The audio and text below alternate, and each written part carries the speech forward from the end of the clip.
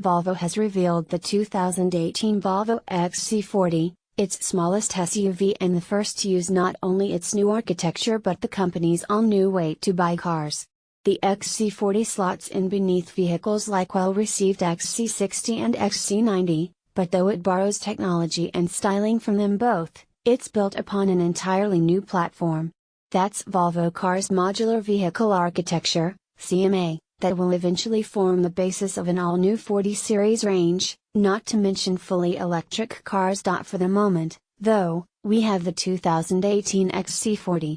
It has a more striking design than its bigger siblings, markedly similar to the Volvo 40.2 concept the Swedish automaker showed off in May 2016. The front gets the same Thor's hammer LED lights, flanking a bold grille, but the rear blends familiar features like Volvo's hockey stick lamps with more unusual aspects like an oversized C-pillar. It's a neat visual trick that pushes the cabin forward visually, and gives the XC40 an eager stance. That's particularly effective with the bicolor paint, combining a separate color for the main body of the small SUV and the roof section. It looks, though, like that will be an option for anyone not quite convinced. Inside, anybody who has been in a recent Volvo car or SUV will find it a familiar place. That's no bad thing, certainly, given how polished Volvo's interiors have become since the launch of the XC90. There's the same Sensus infotainment system, with its large portrait orientation touchscreen in the center console, along with a larger number of cubbies and storage bins than you might expect. Indeed, you get more space in the doors and under the seats, a fold-out hook for small bags, and even a removable trash bin in the tonneau console. A nook for your phone supports wireless charging, just in time for the iPhone 8. Speaking of electricity, there'll eventually be EV models, but not at launch. Instead, Volvo will debut the XC40 with a D4 diesel or a T5 gas 4-cylinder drive engine, though it's unclear at this stage whether both will make it to the US. Later on will come a hybrid gas-electric model and a full electric, in addition to the XC40 at some point being the first to use Volvo's new 3-cylinder engine. As for safety technology, Volvo is known for it and the XC40 is no different.